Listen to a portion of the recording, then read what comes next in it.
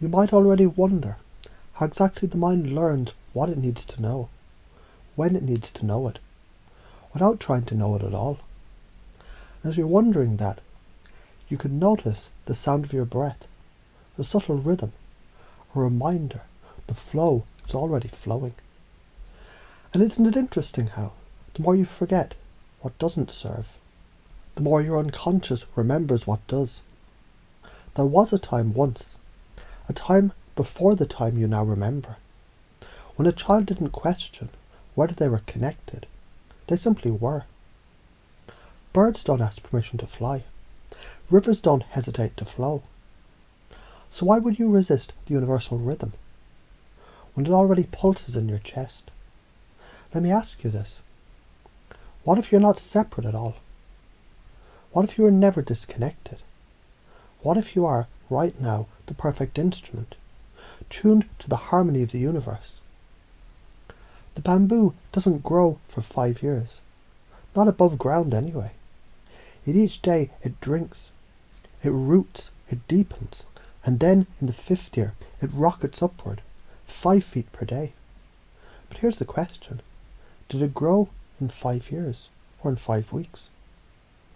That's how belief takes root, invisible, then inevitable. So go ahead, trust what's growing, even when it's not showing. Just as your unconscious is planting roots, now effortlessly, without permission. Have you ever noticed how when you stop trying to remember a word, it suddenly appears? That's not memory, that's alignment, that's surrender. And surrender, my friend, isn't the strongest form of power. Because what you stop chasing starts choosing you. So now, maybe for the first time, you can let go to let come. Say it. I'm the receiver of flow. I'm the orchestrator of surrender. Good. And right here, right now, something in you, deeper than words, begins to know something it's never forgotten. The reality bends to belief. The emotion magnetizes energy. The certainty cuts through resistance like light through mist.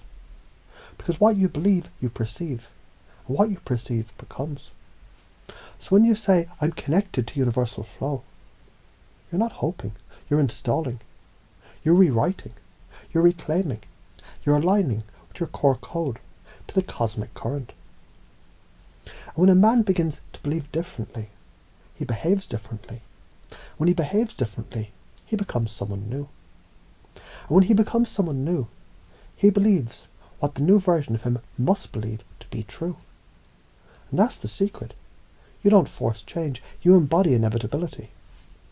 So someone might say, but I don't feel connected.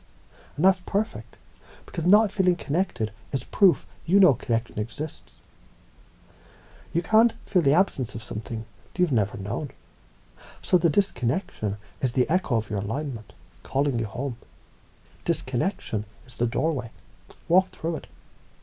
And as you hear these words, you might begin to align with your natural state, to release what isn't needed, to surrender into flow, to feel that sense of expansion, to trust that what you seek seeks you, because the universe is biased towards boldness.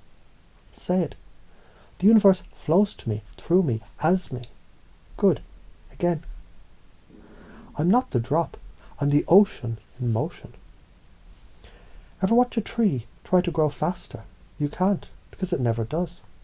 Yet nothing is ever late. Nothing struggles. Everything grows at exactly the pace it's designed to. So isn't it time that you trust your design, to relax into your natural genius? Because you were designed for power through peace, for clarity through presence, for greatness through flow.